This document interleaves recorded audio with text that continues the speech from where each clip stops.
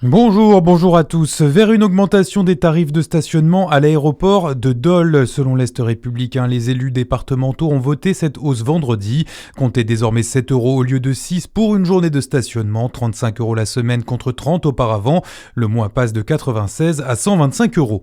Savannah Penaud reste introuvable. Cette adolescente de 16 ans fait l'objet d'un nouvel appel à témoins depuis vendredi. Elle a disparu depuis le 4 janvier après une nouvelle fugue de la maison départementale de l'enfance Simone Veil dans l'agglomération de Dijon. Elle est brune, mesure 1,60 m, pèse 55 kg, ses cheveux sont bruns. Toute personne pouvant fournir des informations peut composer le 17. En Côte d'Or, toujours, liquidation totale au marché aux affaires de Beaune. Ce magasin discount installé dans la zone des Maladières est en liquidation judiciaire. L'occasion de faire de bonnes affaires avec des articles parfois affichés à moins 30%, puisque, comme le dit la formule consacrée, tout doit disparaître. Comme le rappelle le bien public, le magasin faisait partie du paysage commercial local depuis 2012. Et puis vous avez jusqu'à 18 h pour voter. Premier tour des municipales, pensez à votre pièce d'identité. Premier résultat à partir de 20 h.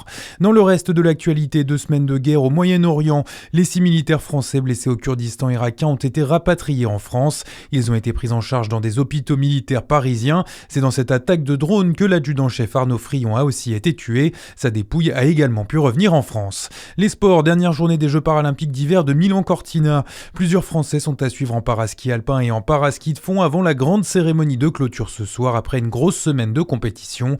Pour l'instant, la France compte 11 médailles, dont 4 en or. Sur les parquets du basket à suivre en local cet après-midi, la J à Dijon reçoit Saint-Quentin en Élite 1. Les Bourguignons sont 10e du championnat, coup d'envoi à 16 h.